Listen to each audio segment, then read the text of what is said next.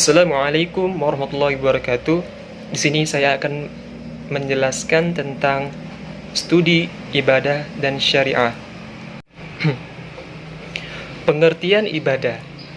Ibadah secara etimologi berasal dari kata bahasa Arab yaitu abida ya'budu abdan ibadatan, yang berarti taat, tunduk, patuh, dan merendahkan diri. Kesemua pengertian itu mempunyai makna yang berdekatan.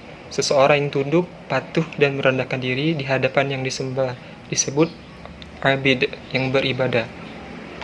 Kemudian, secara istilah, menurut ulama tauhid dan hadis, yaitu mengesahkan dan mengagungkan Allah sepenuhnya, serta menghinakan diri dan menundukkan jiwa kepadanya. Selanjutnya, mereka mengatakan bahwa ibadah itu sama dengan tauhid. Menurut ahli ibadah akhlak, ibadah yaitu mengerjakan segala bentuk ketaatan badaniah dan melaksanakan segala bentuk syariat hukum dan segala tugas hidup atau kewajiban-kewajiban yang diwajibkan atas pribadi, baik yang berhubungan dengan diri sendiri, keluarga, maupun masyarakat, termasuk ke dalam ibadah. Menurut ahli fikih, ibadah yaitu segala bentuk ketaatan yang dikerjakan untuk mencapai keridhaan Allah Subhanahu wa taala dan mengharapkan pahalanya di akhirat. Yang selanjutnya, hakikat ibadah. Tujuan diciptakannya manusia di muka bumi ini yaitu untuk beribadah kepada Allah Subhanahu wa taala. Menurut Syekh Al-Islam Ibnu Taimiyah, ibadah itu sebuah nama yang mencakup segala sesuatu yang dicintai dan diridai oleh Allah Subhanahu wa taala, berupa perkataan atau perbuatan baik, amalan batin ataupun yang zahir atau nyata. Adapun hakikat ibadah yaitu yang pertama, ibadah adalah tujuan hidup kita, seperti yang terdapat di dalam surah Az-Zariyat ayat 56. Yang menunjukkan bahwa tugas kita sebagai manusia adalah untuk beribadah kepada Allah.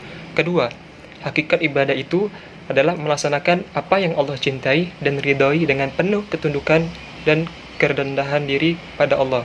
Ketiga, ibadah akan terwujud dengan cara melaksanakan perintah Allah dan meninggalkan larangannya.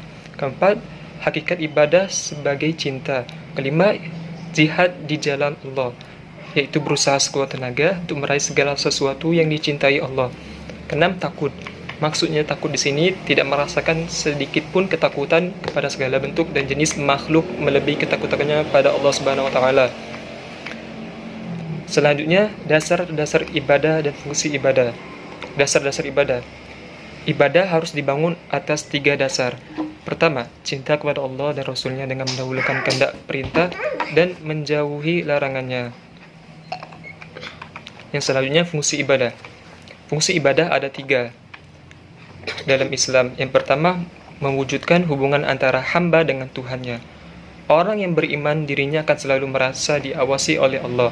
Ia akan selalu berupaya menyesuaikan segala perilakunya dengan ketentuan Allah Subhanahu wa taala. Kedua, mendidik mental dan menjadikan manusia ingat akan kewajibannya. Dengan sikap ini, setiap manusia tidak akan lupa bahwa dia adalah anggota masyarakat yang mempunyai hak dan kewajiban untuk menerima dan memberi nasihat. 3. Melatih diri untuk berdisiplin. Adalah suatu kenyataan bahwa segala bentuk ibadah menuntut kita untuk berdisiplin.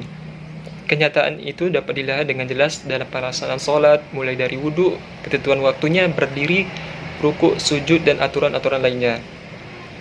Selanjutnya, ruang lingkup dan syarat diterimanya ibadah. Yang pertama, ruang lingkup ibadah.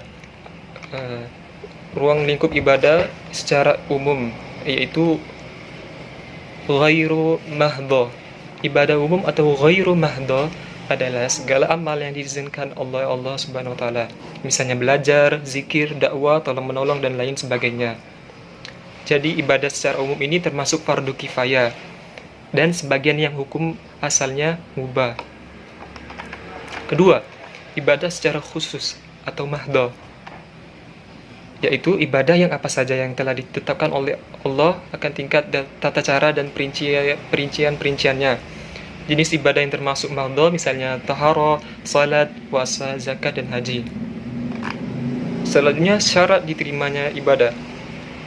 Yang pertama itu ikhlas karena Allah Subhanahu wa taala, bebas dari syirik kecil dan besar. Yang kedua, ittiba, sesuai dengan tuntunan Rasulullah sallallahu alaihi wasallam.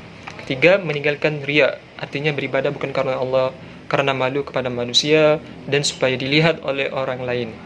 Keempat, bermuraqabah, artinya yakin bahwa Allah itu melihat dan selalu ada di samping kita, sehingga kita bersikap sopan kepadanya.